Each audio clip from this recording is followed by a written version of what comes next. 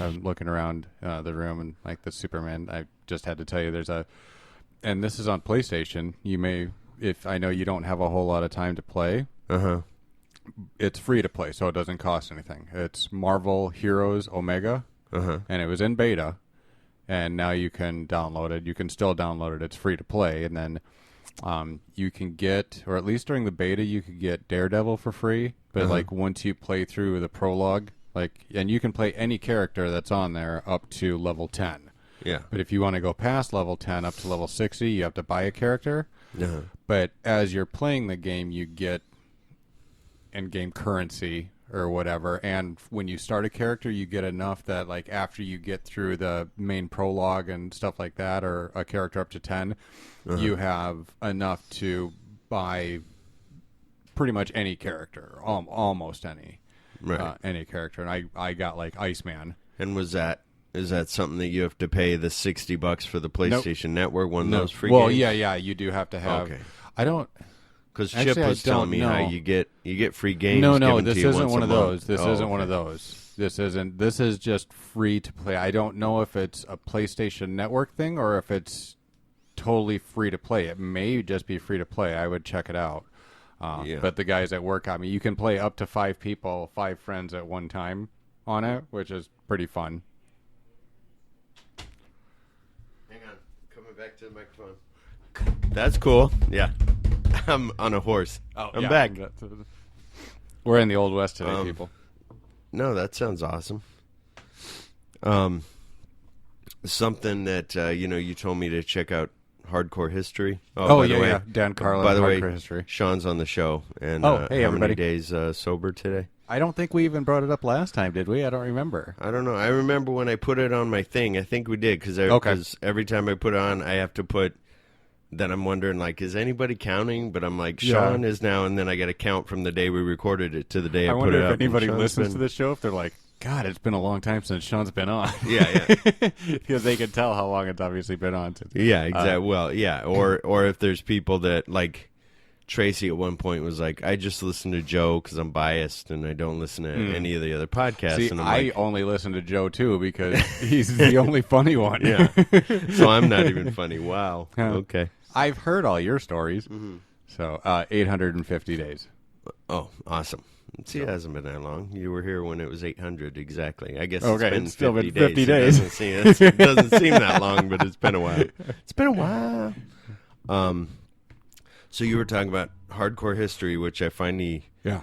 I was sitting there and I'm looking up. I listened to one that was of his that was about World War II, and it was the Russians and the Germans, like how bad that was. I just was listening. I was just listening to those. I think I noticed on his, it must be like Mark Maron's podcast, where all the old ones you have to pay for, which I did. Yeah.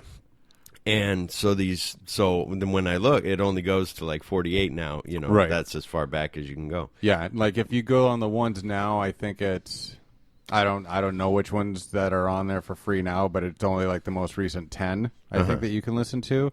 When I first started listening to him, I think you could get all of them. It must have been before he archived them that you paid for them. But I went onto his site, and for $60, you could get everything. Yeah. So I just said, fuck it, because they're great for me to listen to at night when I go to sleep. Yeah. To fall asleep. I should listen to the especially the Sword and Scale ones to fall asleep, but those, like I said, those I get too into. Yeah. Well, and I'm like, oh, that's like Shawn. For the audience, now I'm talking to the audience. Shawn had a thing where he'd be like, I'd say, Shawn, look, here's Smodcast, and he was like, oh, it's great, and then he'd go, I listen to it before I fall asleep. And then I'd go, did you hear what they said about blah, blah, blah? And he'd go, maybe, but I fell asleep in the beginning, but I still heard it while I was sleeping, so I might have. And then I'm like, but the funny stuff, like, how could you not, like, be into it? And then same thing with, I think you, for a couple Sword and Scales, you were like, yeah, I put on as I go to sleep, and it's like, but how do you hear? Normally the Sword and Scale, that one, I don't fall asleep because I get into it. Like the first couple of episodes when they were talking, I was just like, I'm like, okay, I can't listen to this because I'll sit up and listen to it. Instead, like, I'll listen to those on my way back and forth to work, Yeah. And stuff like that when I want to actually hear what's going on. But if I'm just wanting to fall asleep, like the hardcore history ones, I'll go back and listen to again. I'll go back to those and where I remember that I fell asleep or the last thing I remember before I fell asleep, I'll start it again there because I was never a history person. My brother got his degree in history. I was never a history person, but the way he does it, it's fantastic. And like he said, he approaches it from the prospect, from the viewpoint of a history fan, not a history professor or a history teacher. He's doing it he's a fan of history. Yeah. And he makes it like when you were just talking about where you'd heard it before, the Russian and the German one during World War II. Yeah. He talked about, I don't remember if it was him that went there or somebody else, but went to this place and he's like, you have to ask around for it and get somebody to bring you out there. But it's a place where like 300,000 Germans were killed at one battle. Oh, wow.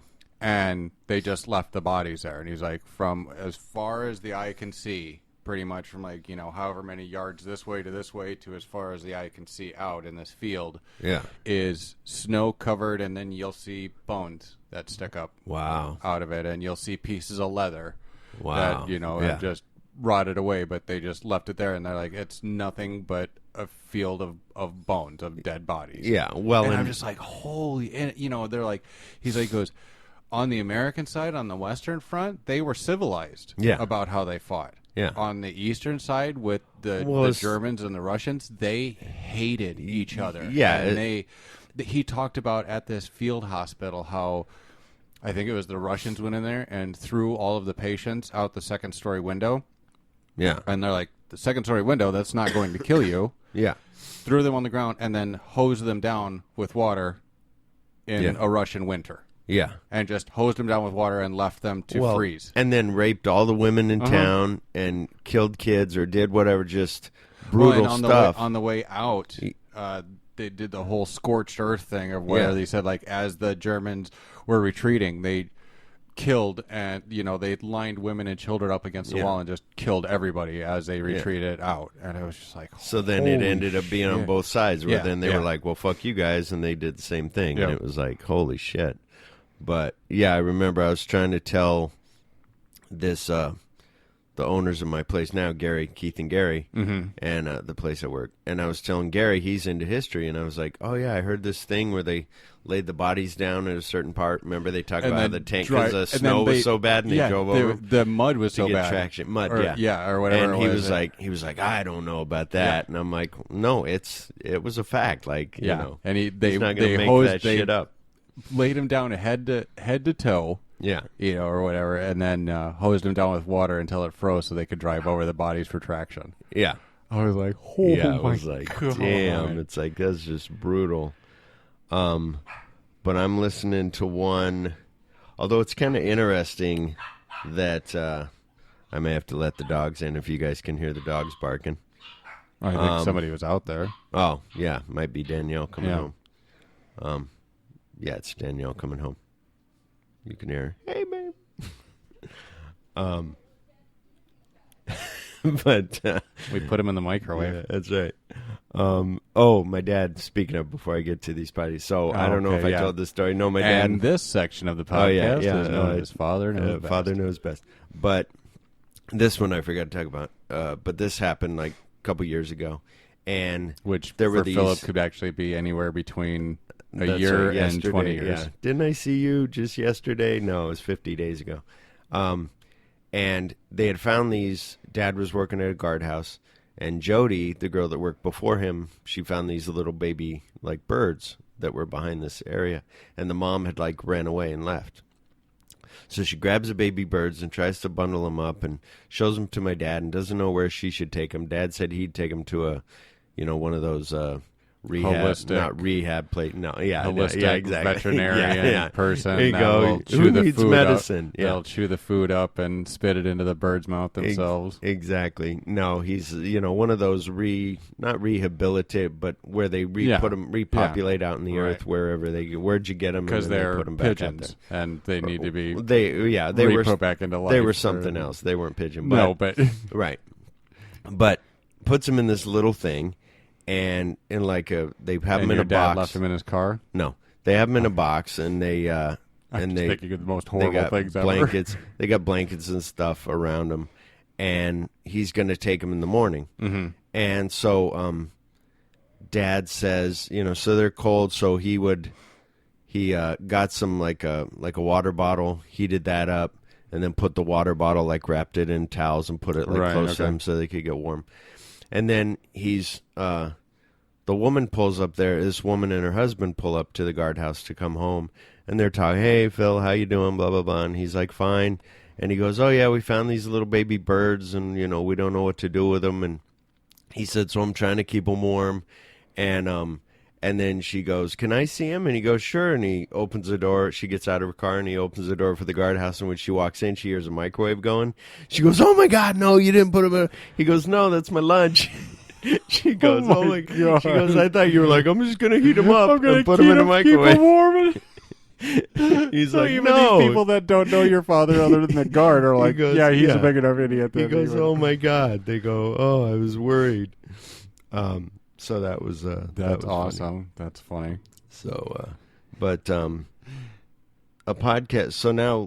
So Joe was on the podcast, 2 times ago, mm-hmm. and he had said oh, you should check out Cashing In with T.J. Miller, mm-hmm. and who's the actor from Deadpool and other things. Right. And so I said okay, and then last show Joe was like, have you listened to Cashing In yet? And I'm like, no. So now I started listening to Cashing In, and Joe goes, well, if you do, start from the beginning. Mm-hmm. But that started in 2012, that show. Oh, so God, wow. I have 5 years of shows to catch up on. But it's just him and T.J. Miller and this other comedian named Cash Levy, and they just, they'll say, oh, where were you? And then he'll, mm-hmm. came from the store, blah, blah, blah, things like this. So they have certain topics, and then they have different little questions that they'll ask. Like, if you and I are at dinner, but let's say we're married, and you have a heart attack at a restaurant, is it uncouth for me to say, can I have a doggy bag for the rest of my food, as we're being hauled out in the ambulance, as I'm going with you? And they were saying, well, yeah, it is. If you were eating going, this is the best steak I've ever had, and then you have a heart attack, then it's like, well, guess what? Got your dog bag. It's in the cooler next to your heart. Drip. Yeah. Just think, if you get out of this alive and the doctor says it's okay, you can finish eating your steak. That's right. And then I started listening to, it was on Sword and Scale, Joe said, you're way behind. Mm-hmm. I talked about this on the last show, but Joe said, you're way behind, and where do you have all this time to watch all these Netflix shows, and why don't you catch up on podcasts?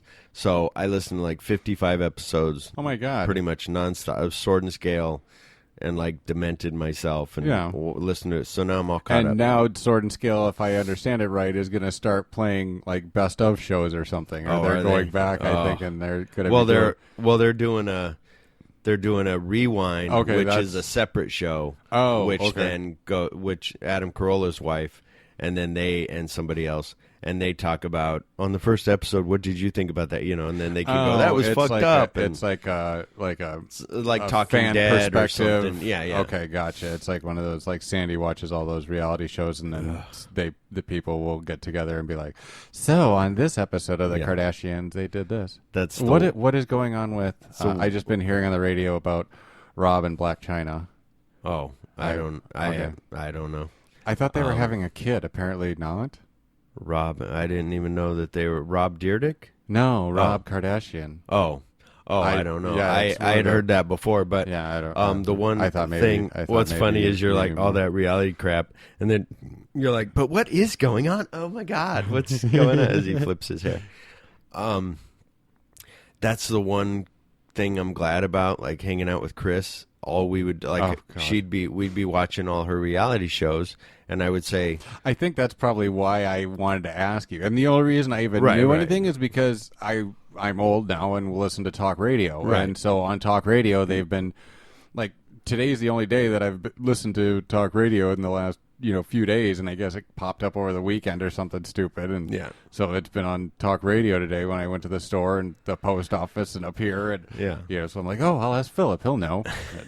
You don't live that life anymore. Well, and that's what was funny. Like, I'd tell her, like, well, why don't we watch, like, Rescue Me? Why don't you watch something that I like? I'm watching your shows now. Let's watch some of my shows, and we'll get a little taste of each other's taste. No. And she was like, no, we got to watch Big Brother. And at the time I was more into it, like she was, like, watching. I was into Big for... Brother for one season. There was one season that I watched it with Sandy, and then like the next season she was like, oh, come on, you got to watch it. And I'm like, no. Well, in that or Amazing Race, where you realize it, being a smart person, you understand it, but you get caught in the story. And then I remember we would laugh at certain things, but then if you just go back and think about it, everything's edited a certain way. All the voiceovers of them talking about something or whatever, and a horse knocking over this midget lady is hilarious, but it's just an outtake that happened while they were getting ready to get on a horse. Edited. And then they put it like, here's some major thing that happened, whatever. And so I would watch Paris Hilton's Best Friend, like, all this stuff, and I was just like, at least maybe with Big Brother, like they're showing, but they're, again, even with that, they're showing the best parts. I don't know. I don't care. Well, and even after the show, now they have, I don't know if you guys have this, probably not, because she's like, we got to pay more money, and you're like, fuck that.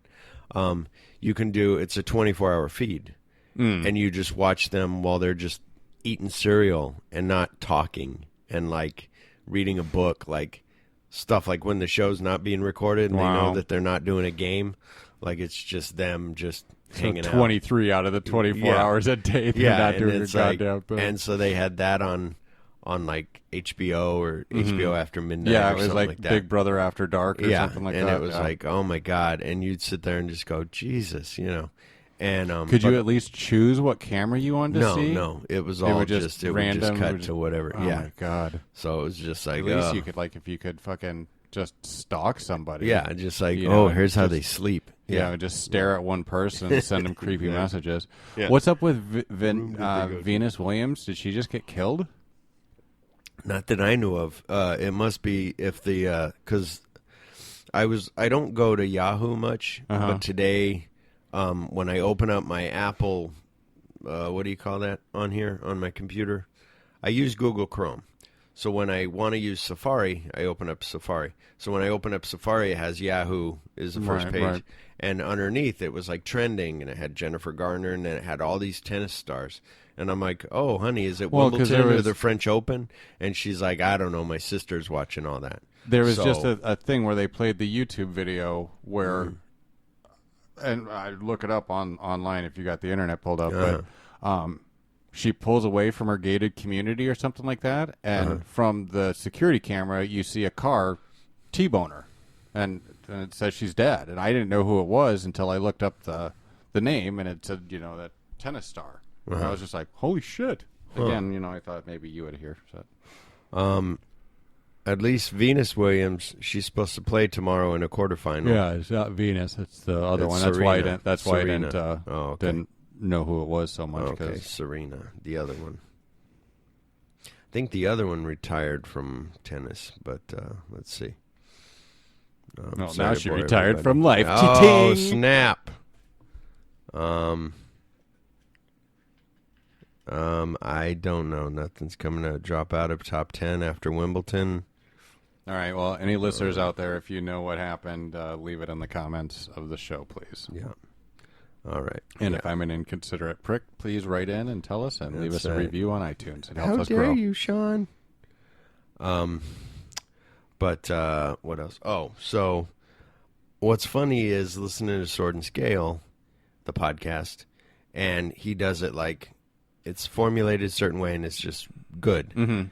And And then he talks to some guys from a podcast called Generation Y. So I was like, well, I'm going to check this out. So I checked it out. And they do, like, murder stuff. But it's kind of weird where, like, there are two guys. And, like, I would start telling some of the story. Then it goes to you, and then you tell some of the story. Then it goes back to me, you know. So it's just kind of weird. It's kind of... It's still interesting, but just not as cool as... Yeah. And because they had a thing about the Australian... they just had that new... Did you listen to the newer one? It was one of the newer episodes where the guy was...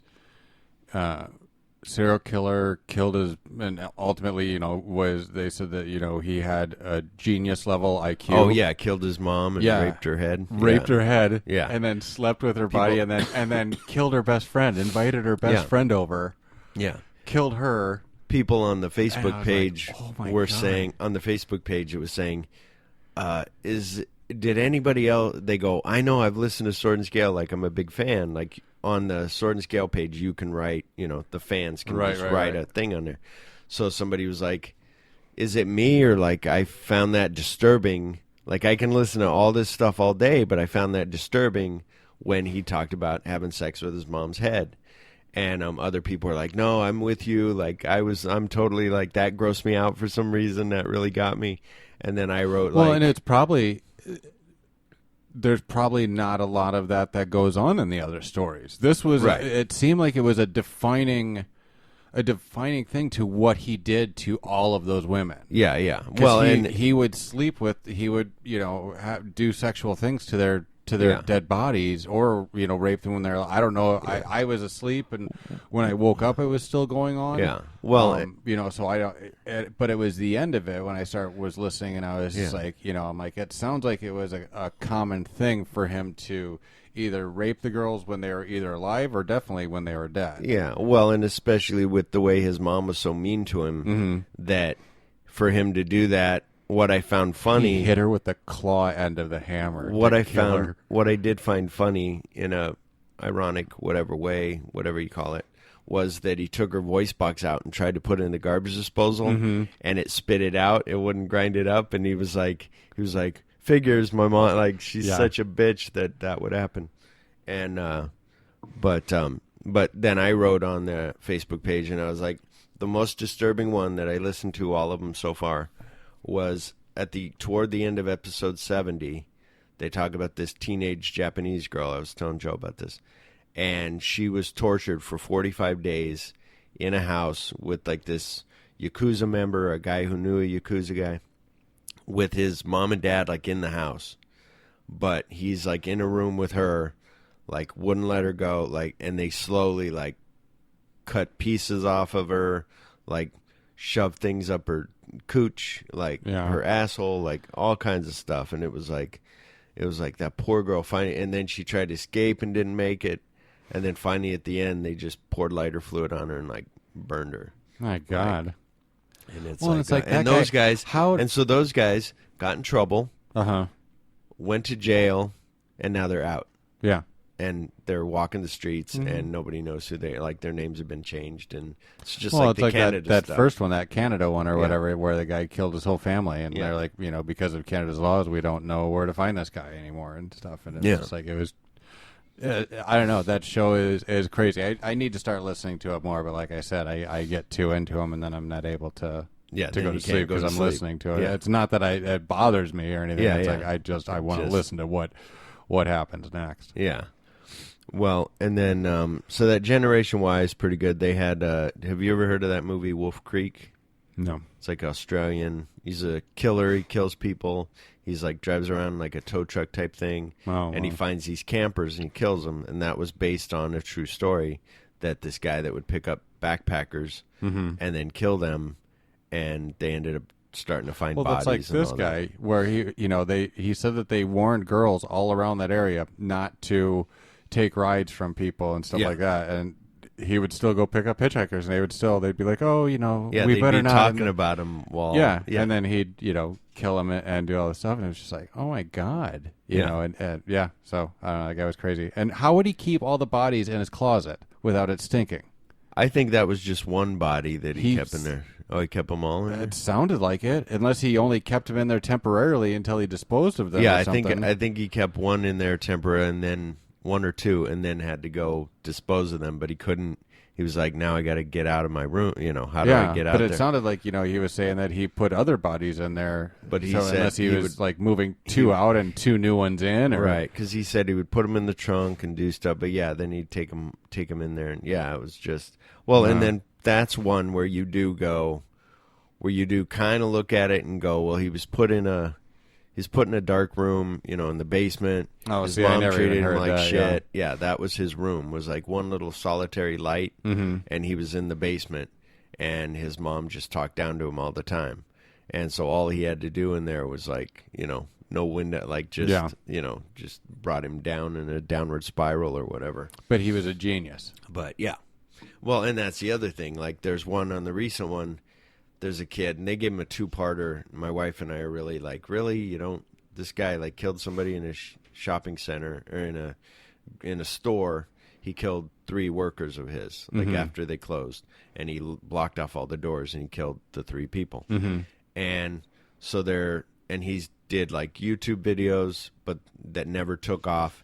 Then he did some regular videos that he saved on his hard drive, and was like, when you guys find the 80 gigabytes of stuff, there's him just ranting about that he hates the world, and he hates his parents, and his dad's a cunt, and his mom's a whore, and all this stuff. And it just makes you go, it just makes you go, really? Like I told Danielle, he was on there going, my YouTube thing, I only have between 8 and 9,000 subscribers. And I go, honey, I haven't killed anyone, and I got about 23 subscribers, or maybe less. Right. I got 9. Start killing people. It's just silly. So I don't know. Like I said, with your last show, when you did the one with Sergio, and I called in, and I tried listening to it, but I couldn't. I don't like the sound of my own voice, so when I called in. But hearing myself talk, like you said, I was thinking, I'm like, oh, here's Shawn, Mr. Big Shot. I'm going to call in and talk about that I'm Mr. Butt sex connoisseur, or whatever. And it's just like, that's me. That's me saying it, but I don't associate with that. You know what I mean? Right. Like things are just, I don't know, after. Well, and that's from when you were drinking and stuff. So now you can look at that also as you can look at in your stage of life. And correct me if I'm wrong. I would say that you have 2, 3. You're on your 4th stage of life now. Your first life was kind of innocent. Your second stage was the drugs. Your third stage was drugs are gone, but now alcohol. Well, it's always been drugs or alcohol, right? But I see it as like you were heavy into the drugs. You got off the drugs. You were heavy into the alcohol, but it was better than the drugs in a way. Yeah, but then I went back to pills. Whatever. But it's all. But now you're at your 4th stage, and I'm thinking like now you look back at all that, like that's why they have the 12 steps for you to, and let me make amends for what an idiot I was. Like, even me, I'm not in any program, but I think of all the times when you and I would talk, and I thought I was all, and I would be like, oh, Shawn, I take these baths, and, like, everything becomes clearer. Mm-hmm. It's like a meditative state. I should write a self-help book. And you were like, uh-huh. And I was like, yeah, and I could do that, and, like, I should write about, like, because everybody go, oh, how did you go through everything you went through and you seem to have a normal life? Oh, let me write a book about it, and it's like, really? Like, what a dick. Like, so, but yeah. Yeah, hindsight is 20/20. That's the thing. You're like, as you get older, you're like, really? I don't get it. And like some of the YouTube videos, like for some reason, like I bought a new gun. Mm-hmm. So it's coming. It should be delivered tomorrow. Correction, real quick. Paul Walker does not have a Glock 19. He has a Glock 17 Generation 4. Okay. Go ahead. Great. Well, he told me after he heard you and I show him about guns and stuff, and he was like, it's not a Glock 19. I was like, okay. Airsoft. Oh, you didn't buy a real gun? No, I bought a real gun. Oh, no. okay. Like, because I was like researching, just looking up YouTube videos, and then like airsoft videos would come up, and the ones were like 5 of the craziest airsoft confrontations that end poorly. I'm like, ooh, gotta watch these. Yeah. You know, and it's like, I'm like, holy shit, is this Chris's husband Dave in every one of these? Oh, really? Yeah, and it's like, you know, these Oh, people... so it would be a guy pulling an airsoft on a real person? No. Okay. It's on the airsoft field, okay. but people just fucking losing it. Oh. Like, there was one where they were all just standing there, and you have to be, like, apparently, like, a certain distance before you can shoot somebody for it to be safe. Yeah. And there's everybody's decked out in gear, so you can't tell how old somebody is. Yeah. And this guy, like, full automatic mode, just fucking blows this kid away in his back. Wow. And he's like, and the kid's like falling on the ground screaming because apparently it hurts. Close, You're shooting yeah. these things, and people are like, you know, coming up to him like just dumbfounded, like, "What are you doing?" And he's like, "He burnt my patch. He burnt my patch." And they're like, "Somebody call the cops." Like, I thought they were gonna take the guy's head off. Yeah. But these people were civilized about it, and they're like, you know, the guys like, "Come with me," and they're like, "Call the police," and they're like, "That guy's they're like, that's a kid." They're like, that is a kid that you did this to, and you just shot him like point blank with whatever. Yeah. You know, and it was just like, holy cow. And then other people like, you know, just getting into arguments, and then it turns into like these fights. Like this one guy's all like, "Look at these tattoos on my neck, and you're fucking dead." And, oh, wow. I'm just like, holy shit. Yeah. I'm like,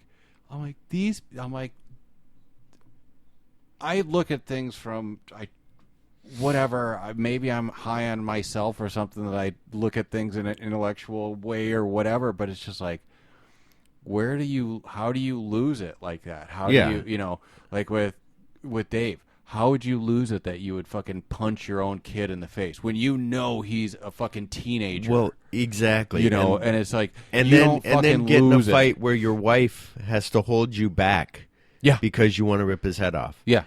And same thing and with... I don't get that. And these people are you know, and then the one guy's like, you know, the people were yelling at him, and they're like, "That's a 14-year-old kid." And then the father just loses, like, "Who's going to step up to me? Who's going to..." And I'm like, you're the father. Yeah. Chill the fuck out. Yeah. You know, I'm like, I'm all for, you know, less gun control, but then I watch that stuff and I'm like, no, they need to take the guns away from everybody. They need to have a psychological test before you can get one. And but same thing you were talking about, Dave. Danielle and I just got a kick out of Dave one day was saying that he was out front and some kids drove by and said, "Faggot," as they drove by. Dave got so pissed, he took the daughter in, said, "Hey, watch the kid," got in his truck and drove after them to go find them. Yeah. Like, and we go, "Why? What were you going to do?" "Well, they said faggot." Yeah, it's a word. I fucking scream at people all the time. Like, what the fuck? Well, the one time I go over there and his sister and the kid and the baby dad or whatever. Yeah. And he's got his fucking gun on his head. Yeah. And I'm like, what are you going to fucking do? Yeah. What, they're going to call fucking CPS over here and you've got your fucking, you've got your gun on your fucking hip? If that guy acts up, you're going to pull your gun on him? Yeah. What are you going to do? Yeah. It's like, you're a big guy already. You don't need the gun. Like, just, you know, use your words to tell the guy, you know. But he would do that every time. De-escalate shit. She was like, "I got to meet him." And Dave would be like, "All right," and put his gun on and go over there. And it's like, you know, go over to meet them at a park or something. And it was like, oh, wow. my God. But it's those kind of people that, it's like, Sergio and Dave and my dad are the same, where they just see red. And they're like pit bulls when it comes to that. Where my dad was telling me that time, I think I told you, where his girlfriend and him and this other guy were all hanging out drinking beer. And this isn't, I know you're judging me. It's not bad against pit bulls. It's just saying, when a pit bull grabs onto something, you got to beat him with a shovel. I could care less about the humans. So I know you're like, what about pit bulls, you son of a bitch? Mad dogging. So my dad, his girlfriend, and some other dude, and some other dude. They're all hanging out drinking. And then they go, "Let's go to the bar." And for some reason, this guy decides not to take Dad to the bar, like leaves the doors locked in the back seat. So they get in the car, but the guy won't let my dad in the car. And they take off to go to the bar. So Dad gets pissed. With the girl? Yeah, with the girlfriend. Okay. Like, drives down to the bar. So Dad walks like a mile and a half to the bar where they're going. Sees their car, or thinks he did, goes to that bar. He's like, "Are they here?" And the woman's like, "No, they're not here." And so then he goes in the back, and he said there's this little patio area, and he walks through the back door, and he said, and then he sees that guy, and he just immediately like wants to tear the guy's head off, and he's trying to go for him, and he goes, and the waitress is like, "No, Phil, don't." Like, she's trying to hold him back. "No, Phil, just leave. You need to just leave." And he said, and she's holding me, and he goes, all of a sudden, 5 guys out of nowhere are like all trying to stop me from tearing this guy's fucking head off. And he goes, and I guess I'm glad they did, because I don't know what I would have done with him had I got my hands on him. And I said, yeah, it's like I was at Sergio's. I told this story before. I think I was at Sergio's house. We were at a party, and Yvette's cousin was talking to her, but he was, I don't know if he's full related or what, but he's acting a certain way with her. Mm-hmm. And what's cool and interesting with Sergio, or with other people who can do this too, with Sergio at the party, I'm talking to Sergio like you and I are now, and Sergio's kind of eyeing Yvette and this guy talking. Mm-hmm. And so I'm like, okay, so I'm aware of that, but I'm still trying to carry on a conversation. And all of a sudden, Sergio's like, "Hang on a minute," and he goes over and he's like, "Are you okay?" And Yvette's like, "Yeah, I'm fine. Like, I dealt with it, like, right. No problem." He's like, "Okay," and he comes over and sits down. And he goes, "I thought I was gonna have to beat the shit out of that guy because he was kind of acting like too loud, like he was drunk, and he was being too loud, and he was being inappropriate with her, or saying something." Right. And he goes, "So I was ready to, like, kill the guy." And he's like, "But she told me everything's cool, so okay, Yeah. But that she knows that he's always there somewhere in the party, Right. like watching." Well, So, it's like what you were saying when we were over there at the time. And I'm like, I don't even remember, but obviously Yeah. I was still, on drugs and drinking or whatever. And I had said inappropriate things to Yvette. I was just like, really? I'm like, my God. Yeah. And that doesn't seem like something I would do, at least the me now. Yeah. And at that time, I was real cocky and whatever, but I don't know. I think back on that kind of shit. I'm just like, oh my God, what an idiot and you I was. were, I remember you were the most happy. One of the most happy times I've ever seen you is when our gay friend Mike, who does the theme song, said, "You look good," because you were all big and buff, and he's like, "You look good," and you're like, "Oh, gay guy thinks that means I'm good all around. Yeah. Like, I got the girls and the guys. I'm awesome." And it was just funny. But I another was going to move to Florida because per capita. Oh, yeah. You and Sandy, like, beautiful people, live in Florida, so let's move to Florida. Christ. And I was like, wow. Beautiful people live in Florida. Another I should jump podcast, off a building. Colleen, I wrote her the other day, and so on Sword and Scale, they had put up a thing called Hollywood and Crime. Mm-hmm. And Crime. And it was about, like, the Black Dahlia murders.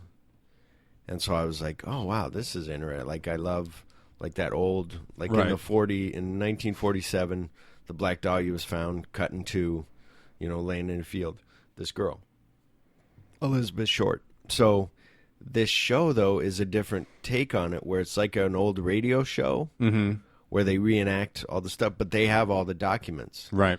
So the host is going, and then in December of 1947, and then it'll cut to, an announcer. "Today in the world, we have Elizabeth Short was found dead in a field," and then let's have yes, I'm Captain so-and-so, and they'll go through all that.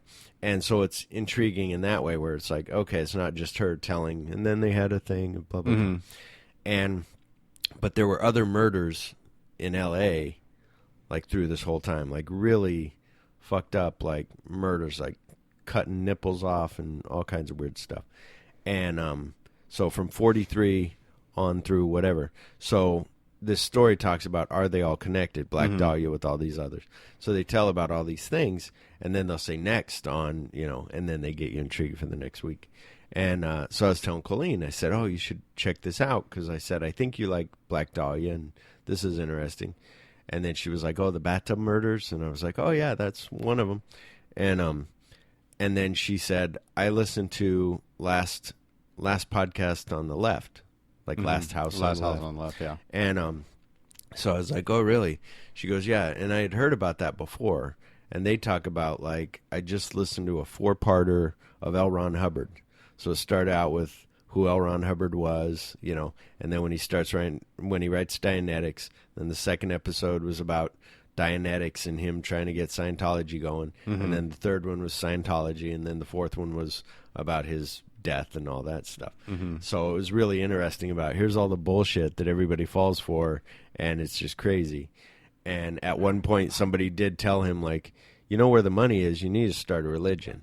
They said somebody somewhere told him that. They have records of it, and they said, and sure enough, he went and did it, and made all kinds of money, and then got into the government, like the biggest, like, intergovernmental, like, had all these PIs investigate people in the government and kind of have blackmail on them, and then get all the stuff that the government had on Scientology in the 50s. They would make copies of and had all these documents. And so then, you know, and of course his name wasn't on it because his wife was signing for him. So his wife gets in trouble and she has to do 5 years in prison, and he's just like, see ya. Wow. And, like, they were like, he's a sociopath, like, he's just crazy. Wow. So, but that was the biggest infiltration of the government. And then somehow with that, that's how he got to the IRS to say, I should be tax exempt because I'm a religion. Right. So it's like, you know, it's crazy. Wow. Leah Remini is trying to be like, no, they need to pay taxes. Like, this is bullshit. But now they're a full-fledged religion, aren't they? But yeah, now they're but there's still a lot more weird shit going on. A lot more people with the internet and stuff are like Leah Remini. You know, she's from King of Queens. Yeah. She used to be in it, and now she got out and she has a show on A&E talking all about it, interviewing people.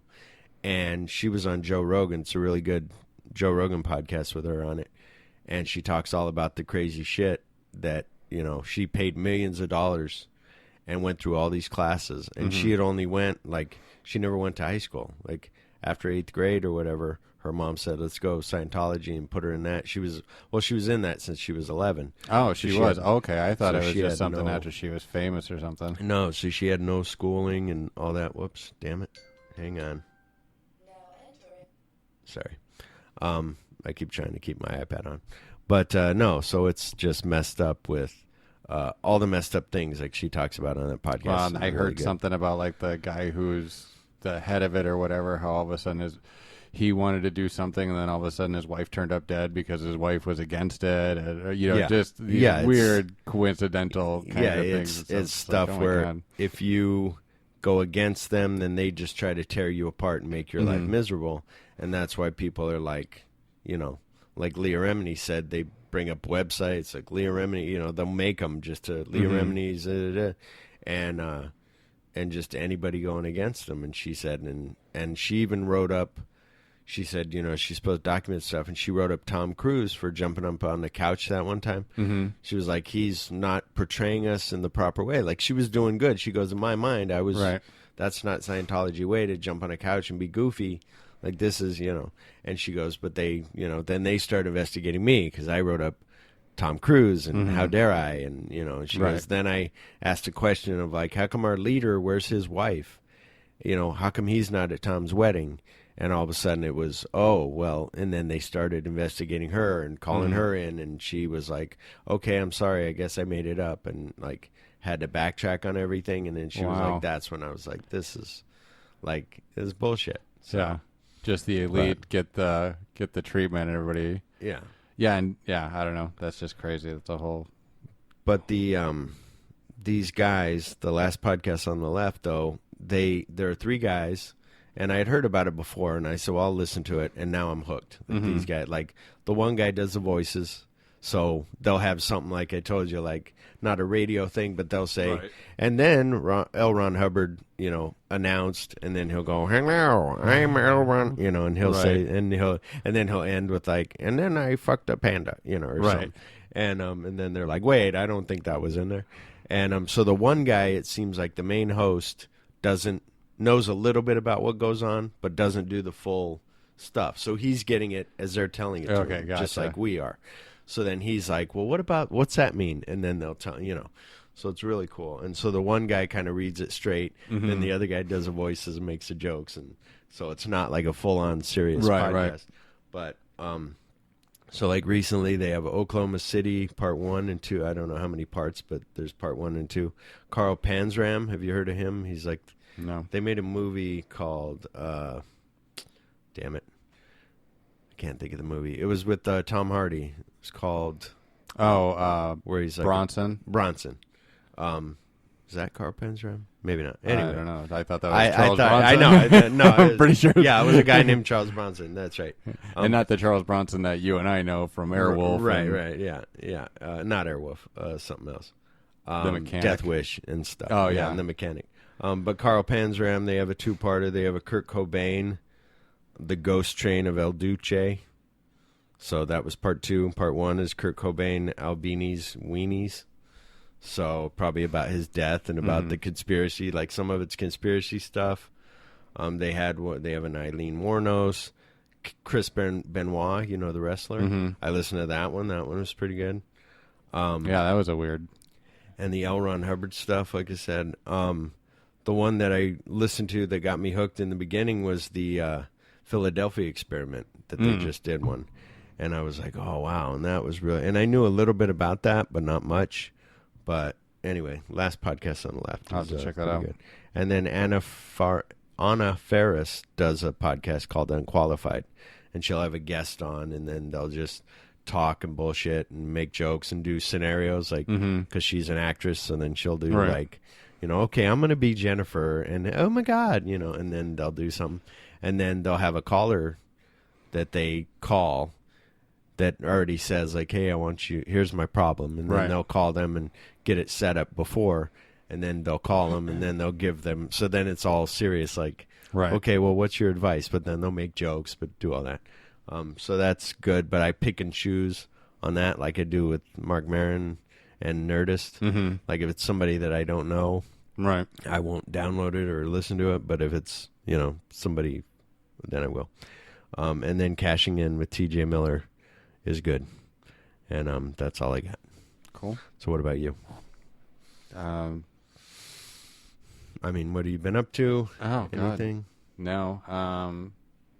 No, nothing special. Just work, same stuff. Gonna be possibly trying for a different position.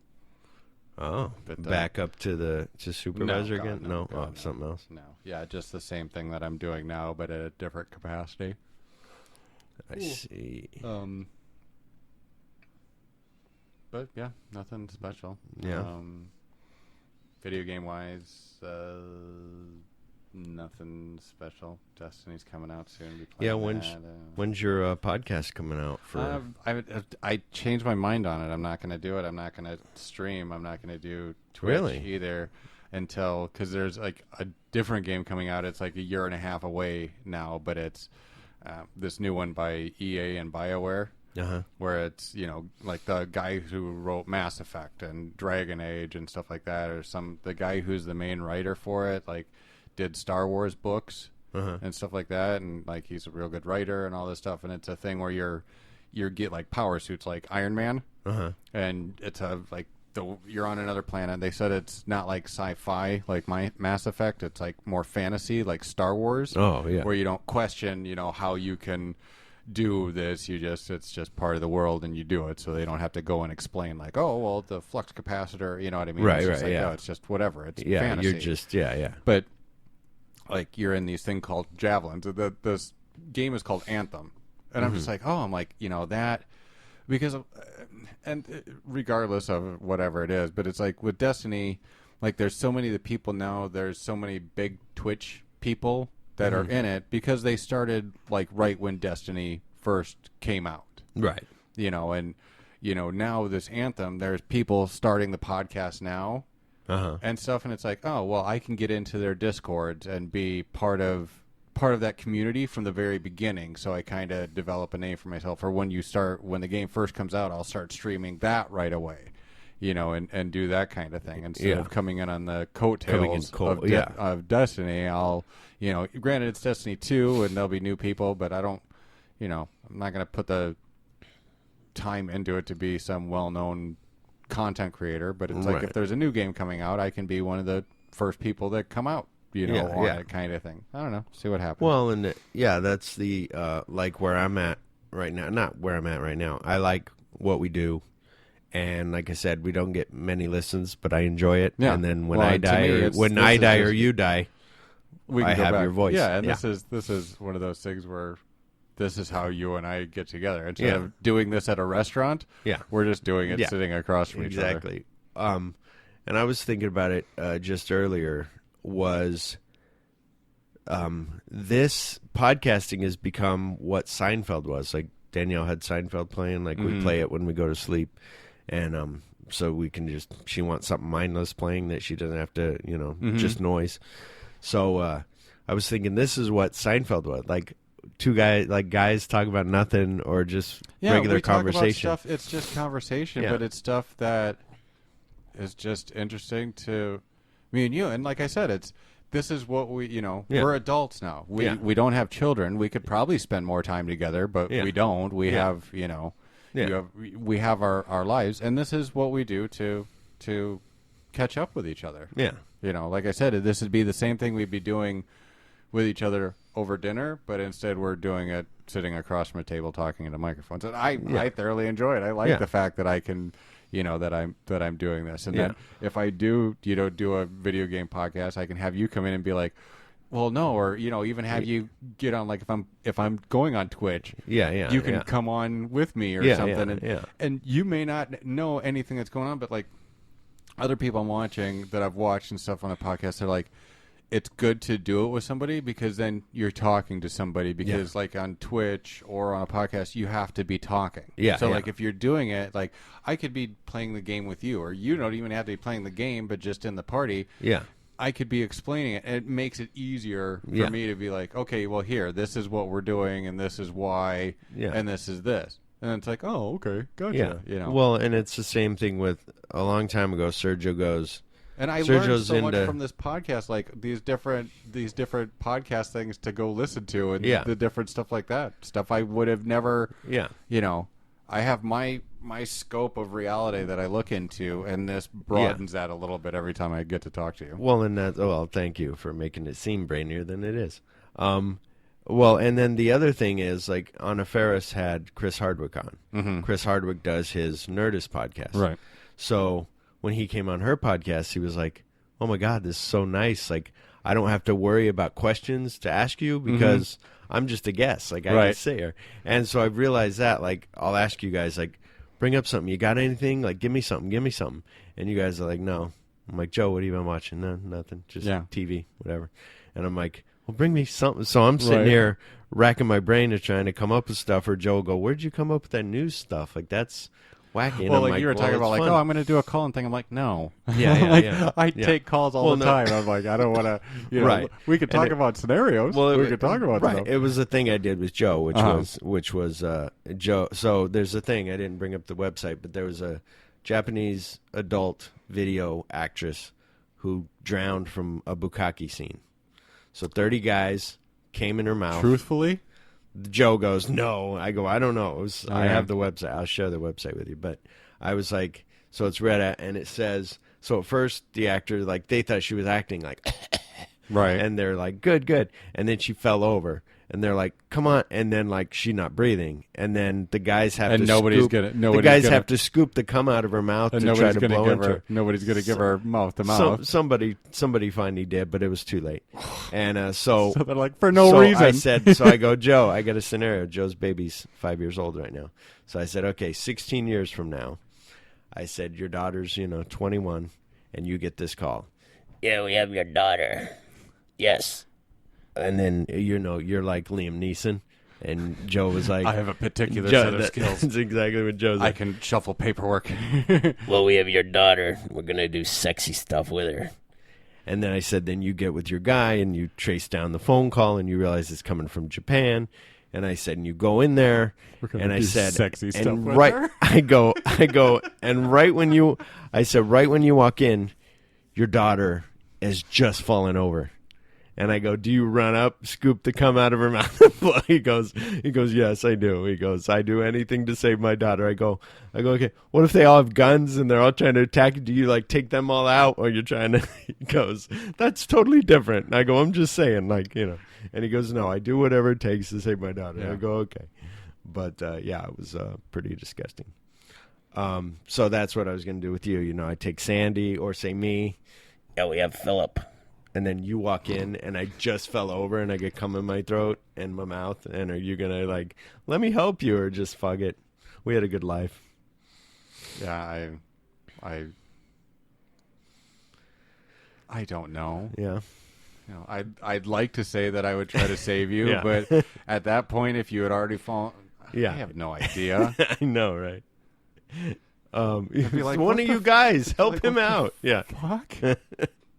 Somebody step on his chest or something. Yeah. Not too hard. It's going to break. He's Except a little guy. The call would more be like, yeah, Phillip signed up for sexy stuff. Yeah, and then click. Yeah. Like, we can't get a hold of him. You know, like, oh, well, he doesn't answer numbers he doesn't recognize. Yeah, exactly. So I got this news story, but I can't get it to come up on the screen. But I got it on mine here. Bishop claims to make men's penises larger by massaging them with his hands. And there are even black men that he's doing this with. And well, yeah, if anyone massaged my penis with their hand, it's going to probably get bigger. Yeah, exactly. Not Christian preacher, a Ghanaian preacher, Daniel Odenham, has been filmed performing a ritual where he moves around a room full of men, grabbing them each by the crotch. In some cases, he will keep hold of their penises and give them a little shake. Graciously, he also offers to massage women's breasts in order to enlarge them too. In a scene broadcast on his own channel, Obenham TV, the bishop says, if you do not like the looks of any part of your body, come to me. What do you want that I can't offer? If you want big buttocks, I can do it for you. If you want big breasts, I can help.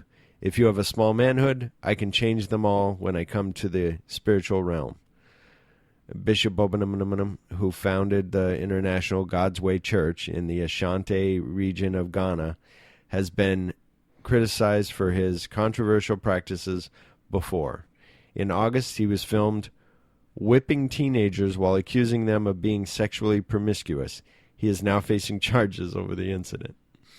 So, yeah, and then there's him with a bunch of black guys holding their crotch. Like, he'll do two at a time. Like holding their crotches with one each hand, and I wish I could have that come up there, but it won't. But yeah, it's quite interesting. There's a lot of crazy things on this planet we call Earth. Oh yeah, definitely. How come? Oh well, fuck it. Sorry, I couldn't get TV going. So there's that. Then I have another one. This one, I wish I did have a picture of because you would drool because it's a bunch of cocaine found on a plane. Motherfucking cocaine on I know, a plane. Right? Cocaine stash found in American Airlines plane's nose. Fitting place. 7 bricks of cocaine with a street value of at least $200,000 were discovered in the nose of an American airline plane that flew from Colombia to Oklahoma, Tulsa County Sheriff's Office said in a statement. The Boeing 757 flew first from Bogota to Miami International Airport, where it was flagged for maintenance. Workers in Miami were too busy, so they diverted the jet to Tulsa International Airport, where a technician on Sunday noticed that the insulation in the nose gear electronics bay looked new, the sheriff's office said. The technician moved aside the insulation, spotted the drugs, and called the sheriff's office, the department said. The bricks Did they not have somebody in Miami that did that person call in sick that day? I know, right? Was he supposed to be like, oh, That's what I was motherfucker, thinking, like, God damn it! Somebody's head got decapitated for Jesus this fucking insolence. The bricks were covered in wheel grease that appeared to have been applied to the bricks to ward off drug dogs. About 14 kilos, 31 pounds of cocaine was removed from the plane. Because of the sophistication of the operation, authorities believe it is cartel-related. You think big giant bricks, 31 pounds of it, Roebuck said. In a fucking airplane that's flying people from, An American Airlines spokeswoman said the company's corporate security team is working with law enforcement during the investigation. So, yeah. But, there's just like 5 big bricks of cocaine. But anyway, that's all I got for us today. That was trying to come up with stuff for you and I. Yeah, but not a whole lot but maybe really going on in my life. Maybe if you listen to Cashing In with TJ Miller, like I said, they have had a pretty full episode, I thought. Oh, we did. We were talking about. We're at 59 minutes. Oh, wow. Yeah. See, like I said, it's like catching up. yeah, exactly. And, well, that's what sucks. Like we talked about before on Smodcast is funny because Scott Mosier would come over and then he'd go, no, save it for the podcast before you tell me anything. Like me making coffee. I was going to start asking a question. I'm like, no, let me make my coffee. We'll talk about it later. So, but yeah. But like I said, Cashing In with TJ Miller, at least check that out. Mm-hmm. And they have like a thing of where were you, which is just like, what hurts, which you'll be like, my throat hurts a little bit. But then they'll have questions either from Twitter or that they come up with, like the one about, if you had a heart attack, is it wrong to take a thing or to hit on a woman in transit, like a woman jogging, should you hit on her? And TJ Miller's like, no, because then you're like, hey, how you doing? How's this weather? What's going on? And then you get tired and you're like, hang on a minute. So he's like, no, that's you're interrupting creepy. her workout. Yeah, he's he's like trying to work. He's out. like, that's kind of creepy. But he said, but what if you really like the person? What if you like that, and the only time you see her is when she's running? Do you, do you throw something at her and be like, hey, here, read this water bottle. There's some water. Read this. When you get a start chance. jogging so you can get at a good pace where you can talk to her. But then you'll like find somebody better at the gym. Yeah, true. Maybe. But that's what started it all. Everything happens for a reason. Exactly. And TJ Miller was saying, this lady at my work is leaving on Thursday to go to India for 6 weeks for training for American. To train it for American Express. I'm like, no, couldn't do it. Yeah. No. Well, it's neep. It's like I've talked. It'd be kind of like if I still. God, could you imagine if I still drank? Yeah. Horrible. No. No. Well, and like Danielle and you are kind of the same because a friend of hers from school is going to Haiti to do to work there for 2 weeks, like being a nurse and kind of learning that stuff. And I told her, and for me, I go, that's kind of cool because you'll get to learn like, we normally have this, when you're in America, you have this tube and this is what you use. Here in Haiti, this is what we've learned to have to use because we don't have the money and you got to improvise. And then you'll be like, oh, wow, that's pretty cool how you guys improvise all this stuff. But you're leading that into an episode of Grey's Anatomy where they had those people come in from Afghanistan. They're like, no, here, knock out those lights and break this. And this is what we work with. And this is a luxury. And this is what we have to do to, do brain surgery. You do watch all kind of crazy shows with Sandy. You need to get away from the Grey's. Grey's Anatomy, I don't know. Yeah, that was like one piece of an episode when I lived with my parents. I watched I watched that first episode. And Chip was like, it's kind of like ER was when it first started, on the first episode of Grey's Anatomy had a guy with an arrow in the head. And I was like, oh, that's interesting. But then I never continued to watch it. Yeah. But no, I'm just saying. So she's like kind of excited about it. And Danielle's like, no, I'm like, fuck that. Like, I'm not going there. And the same thing with India. Alanis Morissette wrote that song, like, thank you. Yeah. And it's all about how peaceful India is. And that's like the home of love or whatever. But from everybody I've heard, you get there and it's just shitty and it's dirty. Like I was talking to this lady and she goes, these people, they're training them for on the corporate side. And she's like, what? She's like, here we have to have empathy in our calls. And we're like, oh, hey, I'm sorry to hear that. Let's see what we can do to get this resolved for you. And that's really frustrating to be going through this. She's like, in India, that is not part of their culture. That empathy like that is not part of their culture. They're just like, here's your problem, here's what you do, fix it. Yeah. And it's just very straight. So they're trying to teach them empathy that we want to have for our American cardholders that they've never It's not part of their culture. And it's almost going to be impossible to teach, an old dog, new trick type scenario. Like, it's like there's a really good documentary. I mean, probably only if you like Everybody Loves Raymond. But the guy who produces Everybody Loves Raymond, he went to Russia and tried to sell it to Russia. So they made an Everybody Loves Raymond in Russia, but the jokes they took the exact scripts and tried to redo those, and the jokes weren't the same because the guy, there's an episode where she kicks him in the balls while they're sleeping accidentally, and he jumps off the bed and he's like crouched down holding his balls, and it's funny and everybody laughs. But in Russia, like, for him to show pain, like he's supposed to be a man and not really like be bent over and be yucking it up for everybody. And so that was just difficult. And like a man and a woman's relationship in the home are totally different in Russia. A guy at work roasted on or roastered on. It's an Australian sitcom on YouTube about these guys in an electronics store. And like the jokes, like the one guy in the episode is like, he's like, the girl's trying to sell a guy TV. And he's just like being like, oh, you're a fucking girl, you don't know shit. And this guy comes in, he's like, yeah, look at him, hey, yeah, and he does this thing like he slept with her, and stuff. And it's just like you see that now, and you're like, wow, I wonder if that's what it's like in Australia, because that was America 10 years ago. Or something like that. Yeah, so like just, male chauvinist. It's a funny show. Yeah. But you see this kind of stuff and you're like, wow, okay. I guess it'd be like going back and watching, because they could never be that, like even that kind of stuff, they wouldn't be that sexual on TV now. I don't think they are. Well, and I think European and just any other TV other than ours is kind of, they push the limits more. Right. But even... it's weird that you brought that up because I didn't even think about it.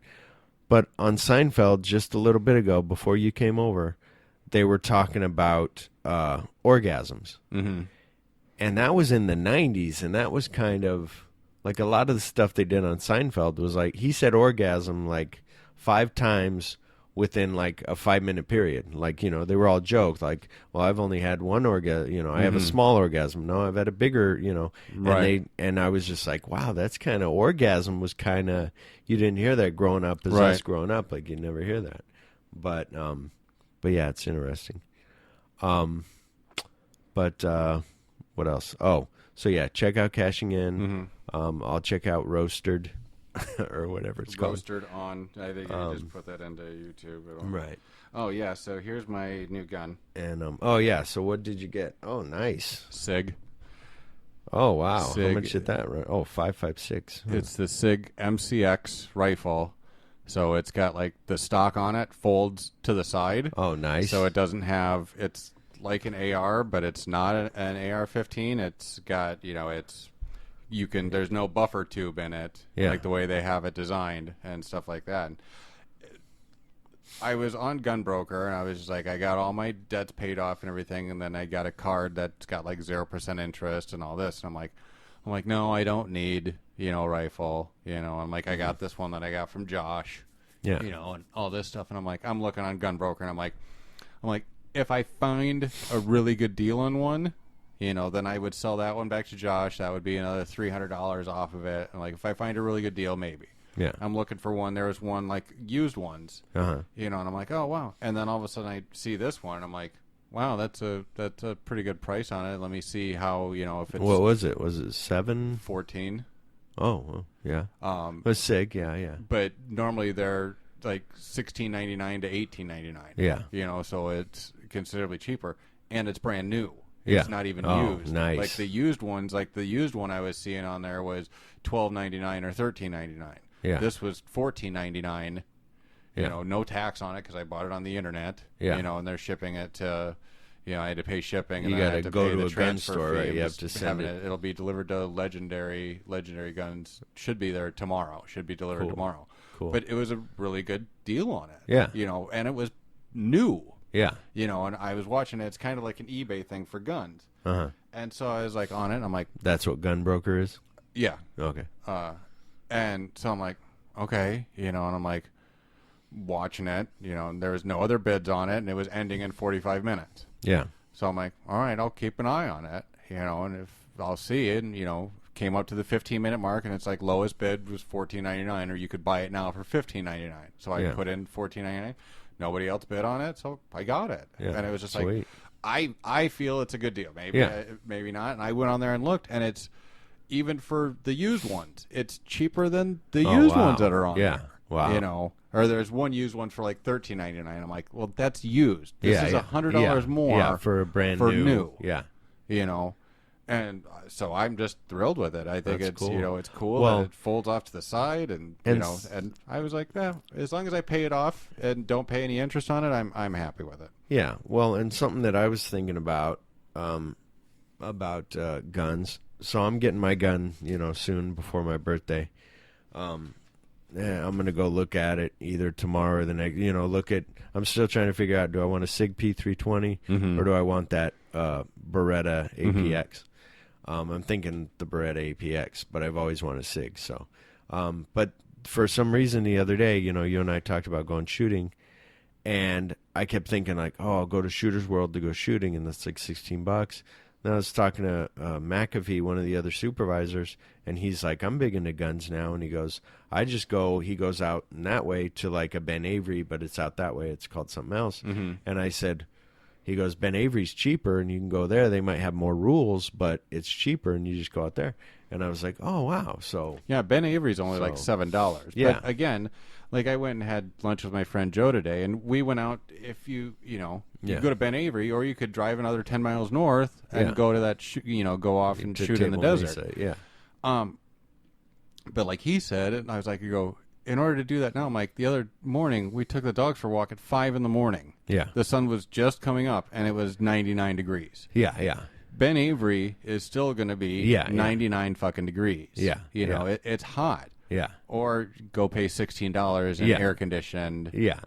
True. In the summertime. In the summer, when it's cooler out, I'll go out to the desert and get out there first thing in the morning and shoot. Yeah. Or go to Ben Avery where you can set up targets if you're wanting to be more accurate and work on that kind of stuff. Yeah. But, like I told Joe, I'm like, I'll go to Shooter's World, because I'm like, I at least want to sight it in. Yeah. So I'm like, I'll sight it in and go to Shooter's World for that and pay the money for that. Yeah.